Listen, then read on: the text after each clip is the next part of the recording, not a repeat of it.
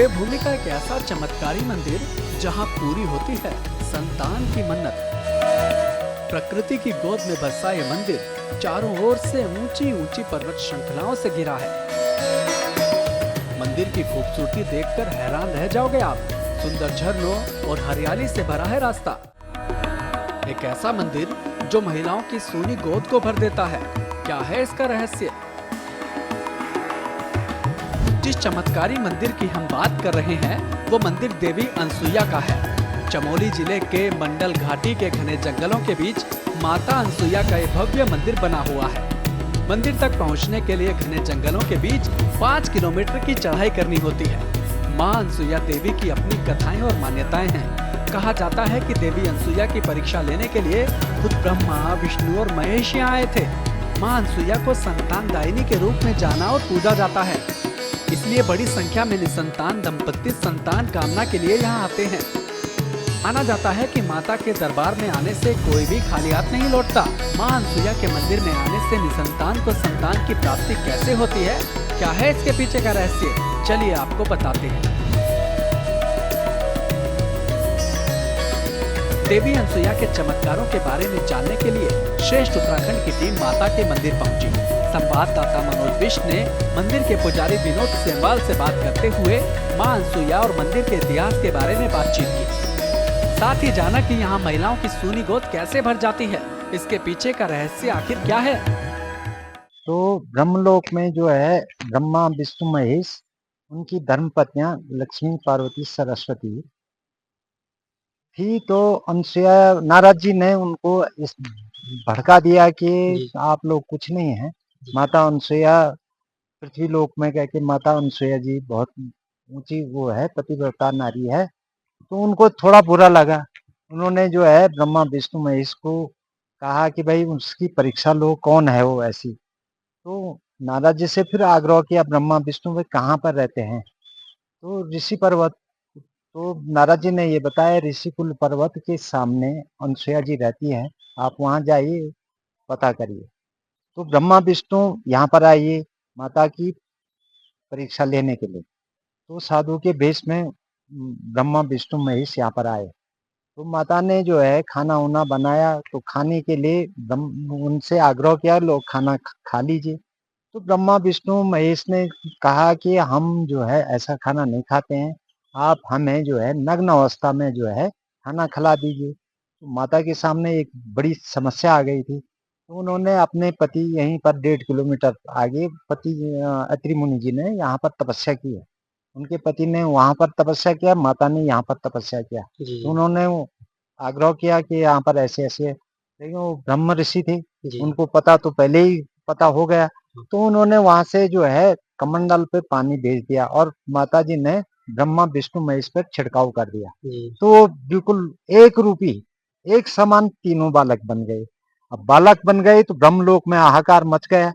कई टाइम हो गया कि ब्रह्मा, विष्णु, महेश कहाँ गए। फिर नारद जी पहुंच गए वहां।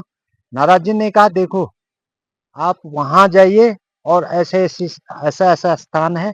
तो तीनों लक्ष्मी, पार्वती, सरस्वती यहाँ पहुंच गए। उन्होंने आग्रह किया कि हमारे पति देव कहाँ गए।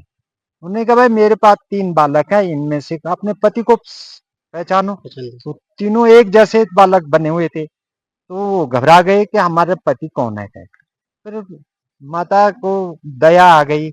उन्होंने फिर साक्षात रूप में उनको जो है ब्रह्मा, विष्णु, महेश बना दिया। तो ब्रह्मा, विष्णु, महेश जैसे ही ब्रह्मा, विष्णु, महेश थे, माता के कोई पुत्र नहीं थे। तो माता से उन्होंने आग्रह किया कि क्या आप क्या चाहते हैं, किस तरह से चाहते हैं। तो उन्होंने देखा कि माता के पुत्र नहीं है। तो उन्होंने जो है उनको जो है 3 पुत्र, एक दत्तात्रेय जी हुए, ब्रह्म ये दुर्वासा ऋषि हो गए और चंद्रमा हो गए।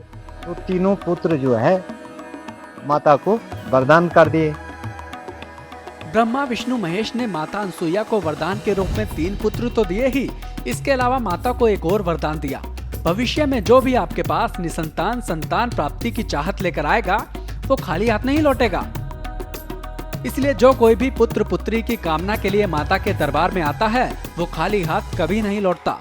इतना ही नहीं, पुजारी ने आगे ये भी बताया कि माता के दरबार में आने से न सिर्फ पुत्र प्राप्ति होती है बल्कि अन्य मनोकामनाएं भी पूरी हो जाती हैं। तो माता जी के पास जो भी आता है, ये सारी घंटियां चढ़ी हुई है, वो एक ही मर्याद लेके नहीं आते, एक ही फरियाद लेके नहीं आते हैं।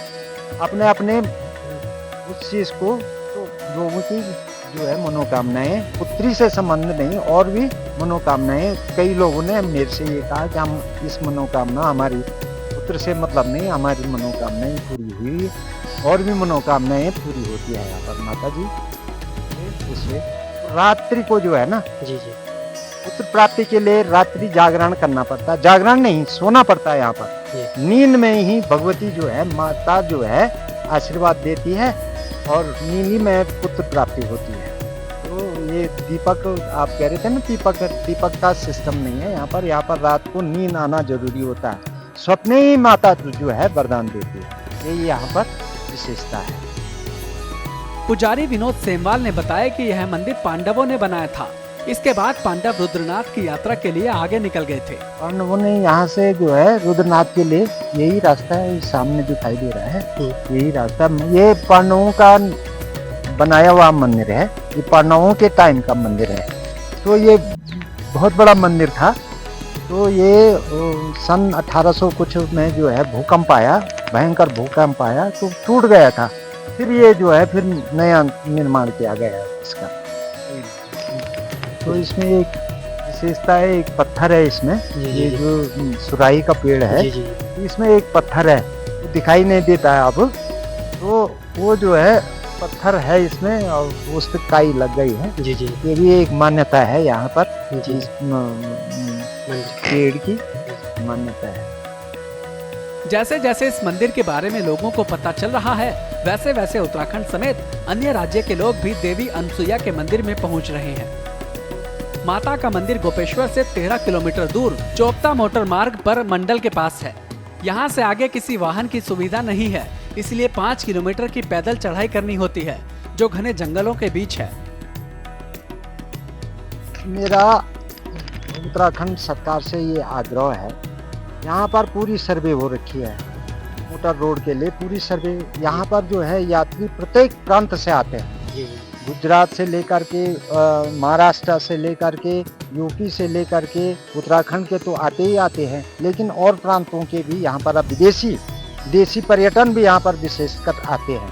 यहाँ पर जो है 5 किलोमीटर की सर्वे भी हो रखी है और गवर्नमेंट ने जो है, उत्तराखंड सरकार ने यहाँ पर एक पुल भी बना रखा, मोटर पुल भी बना रखा है, जो जिसको काफी टाइम हो गया है, लेकिन इस पर कोई कार्रवाई नहीं हो रही। अब लोग आधे रास्ते से वापस हो जाते हैं, कई लोग चढ़ नहीं पाते हैं। फालतू के 1500-2000 रुपया एक घोड़ा का देना पड़ता है, डंडी का भी 2-2,500 रुपया देना पड़ता है। अगर यहाँ तक रोड आ जाए, पूरी नहीं आती, आधा रास्ते तक भी आए, लेकिन एक गवर्नमेंट को सोचना चाहिए कि न यहाँ पर फोन की व्यवस्था है।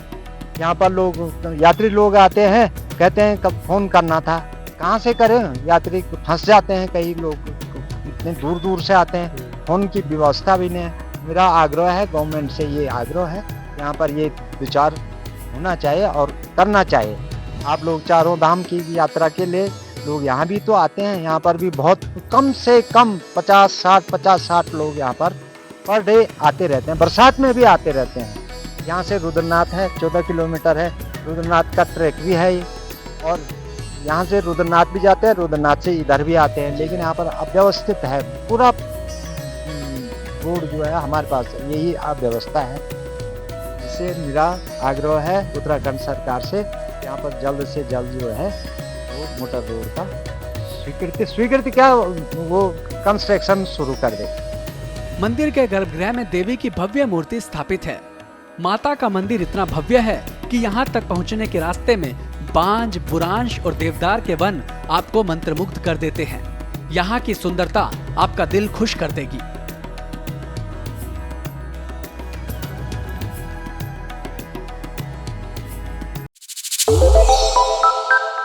श्रेष्ठ उत्तराखंड पर खबरों से जुड़े रहने के लिए चैनल को सब्सक्राइब और लाइक करें, बेल आइकन दबाएं और देखते रहें श्रेष्ठ उत्तराखंड।